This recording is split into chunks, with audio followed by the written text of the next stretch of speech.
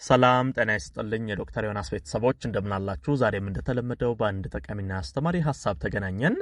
በዛሬ ፕሮግራም የምነግራችሁ ቆዳችሁን በጣም በከፍተኛ ሁኔታ የሚጎዱ ልምዶችንና አንዳንድ ድርጊቶችን ይሆናል። ዛሬ ከዚህ ከቆዳ ጋር ተያይዞ ማውራት የፈለኩት በተለይ ሴቶች ላይ ይሄን ችግር በጣም እያስተዋልኩ ስለሆነ ነው። በርካታ ሴቶች ከላይ ቆዳቸውን ውበታቸውን ለመጠበቅ በጣም በርካታ ነገሮችን ሲያደርጉ አስተውላለሁ። የተለያዩ ቅባቶችን፣ የተለያዩ መዋቢያ ነገሮችን ቆዳዬ እንዲያምርልኝ እያሉ የሚያደርጓቸው የሚቀቧቸው ነገሮች አሉ። ነገር ግን የሚሰሩት በጣም ትልቁ ስህተት ከላይ የሚቀቡት ነገር ላይ ነው እንጂ ትኩረት የሚያደርጉት ወደ ውስጣቸው የሚያስገቡት ላይ ብዙ ትኩረት አያደርጉም። ማወቅ ያለባችሁ አንድ ነገር ቆዳችሁ ጤናማ፣ ውብ፣ ቆንጆ እንዲሆን የሚያደርገው በዋናነት ወደ ውስጣችሁ የምታስገቧቸው ነገሮች ከዚህ ከአመጋገብ ጋር ተያይዞ ከዛ ባለፈ ደግሞ ከአኗኗር ዘይቤያችሁ ጋር ተያይዞ ያሉ ችግሮች ናቸው ቆዳችሁን ቆንጆም የሚያደርጉት። በዛው ልክ ደግሞ የተለያዩ የቆዳ ችግሮች እንዲመጡባችሁ የሚያደርጉት እነዛ ናቸውና ብዙ ሴቶች የዚህ ግንዛቤ አለመኖር በጣም ቆዳቸውን ሲጎዳቸው ብዙ ችግሮቹ ሲገቡ እያስተዋልክ ስለሆነ በተለይ ዛሬ እስቲ ቆዳችንን የሚጎዱ ነገሮች ምንድናቸው? ያለ እድሜያችን የሚያስረጁን ቆዳ ቶሎ እንዲሸበሸብ የሚያደርጉ ይሄ በቆዳ ላይ የሚወጡ ቡግሮች፣ ሽፍታዎች፣ ማዲያቶች፣ የተለያዩ የቆዳ ችግሮች በምን ምክንያት ነው የሚከሰቱት? ምን ብናደርግ በጣም ያማረ የተዋበ ጥርት ያለ ቆዳ ይኖረናል የሚለውን እናያለን ማለት ነው። አብራችሁን ቆዩ። ለቻናል አዲስ ከሆናችሁ ሰብስክራይብ አድርጋችሁ ቤተሰብ ሁኑ። ይሄን መረጃም ላይክ፣ ሼር እያደረጋችሁ በርካቶች ጋር እንዲደርስና እንዲማሩበት እንድታደርጉ በክብር እየጠየቅኩ በቀጥታ ወደ ሐሳባችን እንግባ።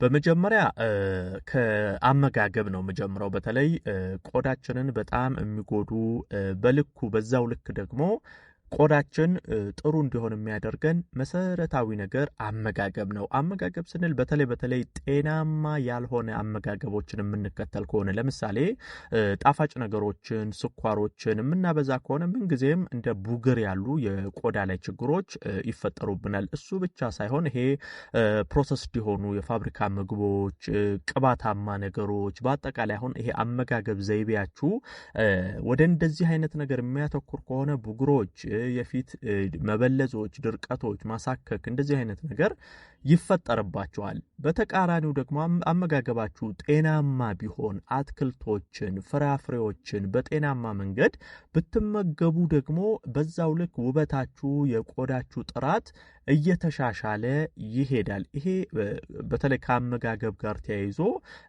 እጅግ በጣም ማወቅ ያለባችሁ ነገር ነው። ምንጊዜም ይሄ ጣፋጭ ነገሮች በተለይ ቆዳን በከፍተኛ ሁኔታ ያበላሻሉና ጣፋጭ ነገሮችን ብትቀንሱ መልካም ነው። ለቆዳ ለውበት ደግሞ ጥሩ የሆኑ አመጋገብን መከተል ያስፈልጋል።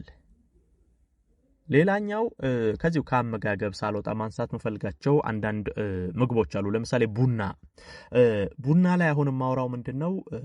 ቡና እንግዲህ በጤናማ መንገድ ከጠጣችሁት ቡና ብዙ ጥቅሞች አሉት። ከዚህ ቀደምም ስለ ቡና ብዙ ቪዲዮ ሰርቼላችኋለሁ። አንድ ሰው በቀን አንድ ስኒ ቢበዛ 2 ስኒ ቡና መጠጣት ጉዳት የለውም። ነገር ግን በቀን 3፣ 4 እንደው ጠዋትም ማታም ቡና የምትጠጡ አይነት ሰዎች ከሆናችሁ በዋናነት የቆዳ ድርቀት ይፈጠርባቸዋል።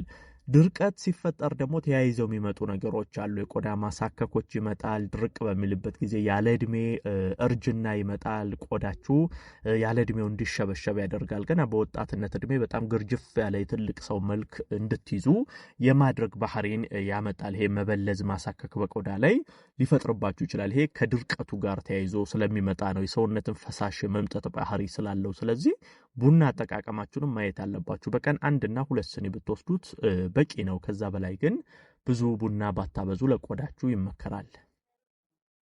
ሌላ ማንሳት መፈልገው ከዚሁ ከምግብ ጋር ለምሳሌ ቸኮሌት አሁን ዋና ማነሳበት ምክንያት ቸኮሌት ምንጊዜም ስትመገቡ ኮንተንቱን ማወቅ መቻል አለባችሁ።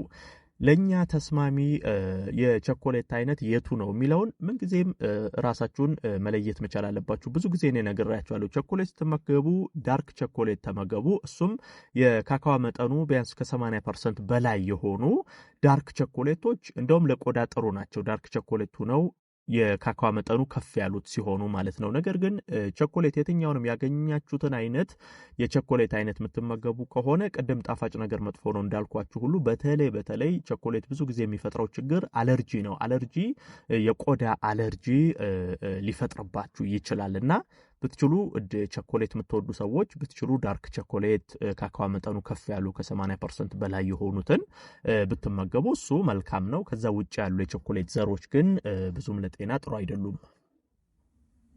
ሌላ ጨው ነው ማነሳው ምግብ ላይ በነገራችን ላይ ጨው በተለይ ጨው አብዝታችሁ የምትመገቡ ሰዎች በሰውነት ላይ ብዙ ችግር እንደሚያመጣ ይታወቃል። ከቆዳ ጋር ግን ተያይዞ ትልቁ ችግር የቆዳ ድርቀት እንዲፈጠር ያደርጋል። ይሄም በተለይ ከሆርሞን ጋር ተያይዘው የሚፈጠሩ ችግሮችንም ያመጣል። ለምሳሌ ሴቶች በእርግዝና ጊዜ ልክ እንደሚፈጠርባቸው አይነት የሆርሞን ለውጥ ጨው የሚያበዙ ሰዎች ላይም ተመሳሳይ ለውጦች ይሁን ሴቶች እርግዝና ላይ ሲሆኑ የቆዳ አንዳንድ የሰውነት ክፍሎቻቸው ላይ የመጥቆር እንደዚህ አይነት ባህሪ ይመጣል። ይሄ ጨው የሚያበዙ ሰዎች ላይም እንደዚሁ አይነት ችግር ተያይዞ ይመጣል። ጨው ማብዛት በተለይ ከቆዳ ጋር የተያያዙ ችግሮችን ያመጣባቸዋል። ቆዳ ሲደርቅ ደግሞ ተያይዞ ማሳከክ፣ ቡግር እንደዚህ አይነት ችግሮች መፈጠራቸው አይቀርም። ስለዚህ ጨው በልኩ መመገብ ለቆዳ አስፈላጊ ነው።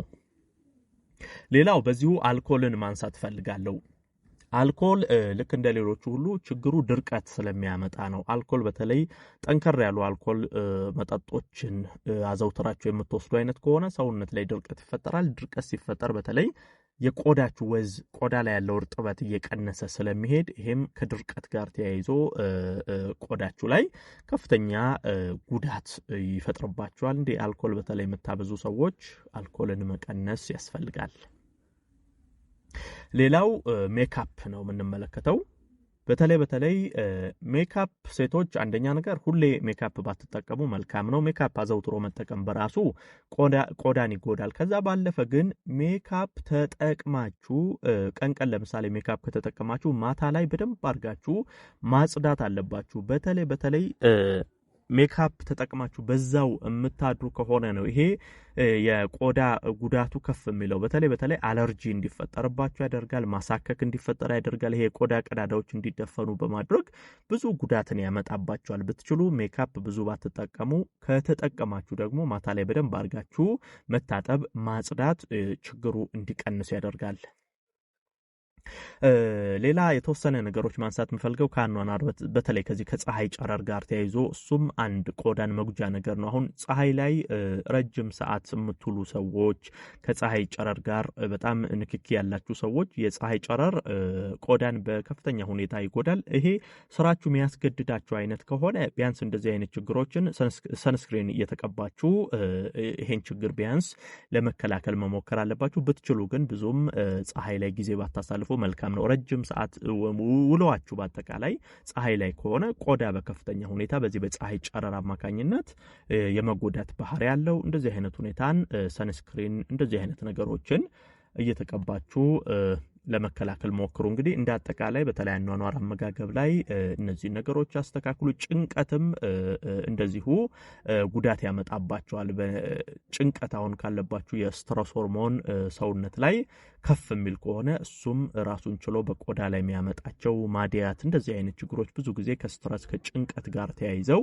የሚፈጠሩ ናቸው። ጭንቀትን ማኔጅ ለማድረግ መሞከር ያስፈልጋል። እንግዲህ ይሄን ብትቆጣጠሩ ብታውቁ የተሻለ ቆዳ እንዲኖራችሁ ማድረግ ትችላላችሁ ማለት ነው። ይሄን መረጃ ላይክ ሼር አድርጋችሁ ለሌሎችም አጋሩ። ለቤት አዲስ ሆናችሁም ቻናሌን ሰብስክራይብ እያደረጋችሁ ቤተሰብ ሁኑ። የዛሬን በዚሁ አበቃው። በቀጣይ ቀን ደግሞ ሌላ ጠቃሚና አስተማሪ ሐሳብ ይዤላችሁ ዳግም የምንገናኝ ይሆናል። እስከዛው በያላችሁበት መልካም ጊዜ